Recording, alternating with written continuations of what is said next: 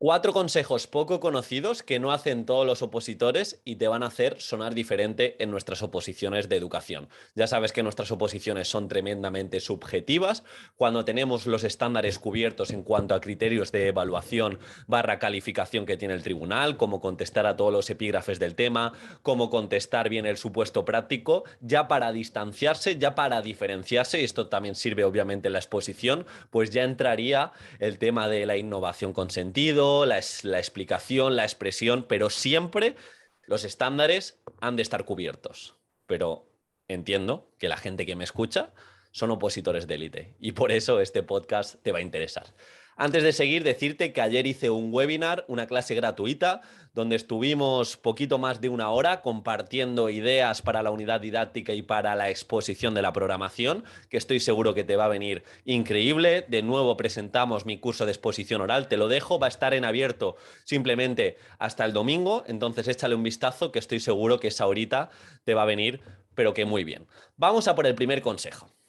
Y aunque pienses que queda poco tiempo y te tienes que centrar únicamente en hacer, cuando estés saturado te recomiendo que leas mucho. ¿Por qué? Porque la gente no lee. Un opositor que lee se distancia y se diferencia del resto. No te estoy diciendo únicamente que leas Instagram, que leas la descripción de este programa de YouTube, sino que te sumerjas en blogs, en artículos, en revistas especializadas de tu especialidad, bibliografía de cada uno de los puntos o de la programación o autores referentes. Por ejemplo, no es lo mismo saber de neurodidáctica por lo que ves en redes en una infografía que te cuesta 15 segundos comprenderla, que profundizar y leerte algún artículo de la página Escuela con Cerebro, por ejemplo. Así que te recomiendo que leas en ese sentido y que intentes sacar, eso sí, vamos a leer deliberadamente, es decir, todo lo que lea que me sirva para la oposición, que no me ponga ahora a leer, no sé, finanzas personales, ¿no? Es que Diego me ha dicho que lea y esto igual lo puedo enlazar. Todo lo que leamos, si tengo la evaluación flojita, pues intento buscar algún artículo o que hay de referencia en cuanto a bibliografía, Neus San Martín, incluso aquí también te recomiendo ver alguna entrevista o alguna charla. De hecho, hace muy poco me vi en Aprendiendo BBVA, este canal de YouTube, que fue Jesús Guillem y también fue Francisco Mora. Pues para mejorar mi curso de metodologías activas, ¿qué hice? Había ciertos conceptos que quizá me bailaban, gracias a esas dos ponencias y a los distintos módulos que habían, pues mejoré el curso. Segundo consejo, crea tu propio banco de datos o noticias de interés. ¿Qué quiere decir esto? Pues que ahora viene muy bien para enlazar tu metodología activa, para enlazar ese argumento a la hora de exponer la importancia de la evaluación formativa, la importancia del aprendizaje servicio, la importancia del aprendizaje cooperativo, la importancia del aprendizaje para la vida, lo que sea, viene muy bien enlazarlo con noticias de actualidad o para empoderar el tema de la desigualdad, en este caso la coeducación y su importancia. Pues si lo enlazamos con alguna noticia o con algún dato impactante, va a llegar mucho más en el tribunal. De hecho, esto lo comentábamos ayer en el propio webinar, que recientemente subió la media de suicidios en España, que ya están en 11 diarios. Pues desde esto creo que es un buen punto de partida para tratar, para volver nuestro currículum más socioemocional y para tratar todo el tema de la educación emocional. Pero de esta forma, algo que puede ser abstracto, que voy a trabajar en mi metodología de educación emocional, pues se lo vamos a hacer mucho más cercano.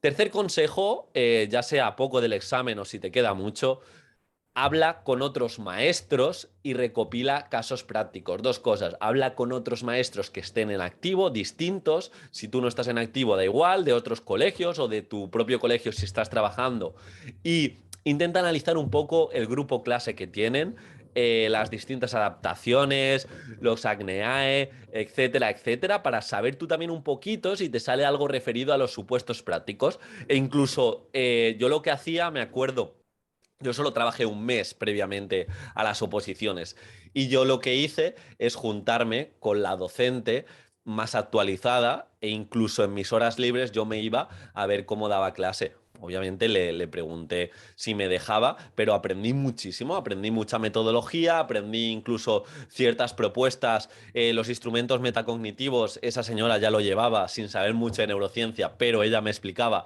que de esta forma olvidaban menos, pues son ciertas cosas que te calan y ahora ya sabéis que yo soy un loco de la reflexión del propio aprendizaje. Entonces, os recomiendo esto, os recomiendo que seáis proactivos, que no se trata simplemente de estudiar, una oposición de educación en concreto son detalles. Cuarto consejo, lleva tu propio diario de a bordo. Si estás trabajando en algo relacionado con la enseñanza, perfecto, y si no, pues anota sencillamente tus reflexiones sobre lo que hayas aprendido, escuchado, leído en el día. Esto es muy importante. Si escuchas un podcast, si estás leyendo un libro, ahora sí o sí, con las pocas semanas que quedan para la oposición, no vale de nada acumular conocimiento. Todo hemos de buscarle una aplicación. Si veo tal propuesta de gamificación, si escucho X podcast de Diego, X clases gratuita, al día siguiente, ese mismo día o como máximo en una semana, voy a intentar aplicar lo que he escuchado, voy a intentar aplicar lo que he visto. Y esto sería un poco lo que quiero que os llevéis. Son 5 consejos poco conocidos que no va a hacer todo el mundo porque vivimos en la vorágine del piloto automático, que solo hay que hacer simulacros, solo hay que hacer cosas relacionadas con la oposición y obviamente hemos de priorizar eso, pero hemos de tener muy en cuenta este entrenamiento invisible que no es pura oposición, pero sí que te hace diferenciarte. Yo lo tengo muy claro. Si saqué tan buena nota en la oposición fue porque cuidé estos detalles y porque desde el principio yo construí mi oposición desde la parte práctica, desde entender mi especialidad, desde entender cómo se aplicaban la innovación y las metodologías activas incluso en otros países y todo eso lo hice mío y lo hice genuino. Así que espero que te haya aportado de verdad. De nuevo, las notas del programa y en la descripción puedes ver el webinar que hice ayer, que la verdad que estuvo muy, muy divertido, iba a decir, creo que os va a aportar justamente para esto, para aplicar y que sonéis diferente tanto en el supuesto práctico como en la programación y unidad didáctica, y nos vemos muy pronto.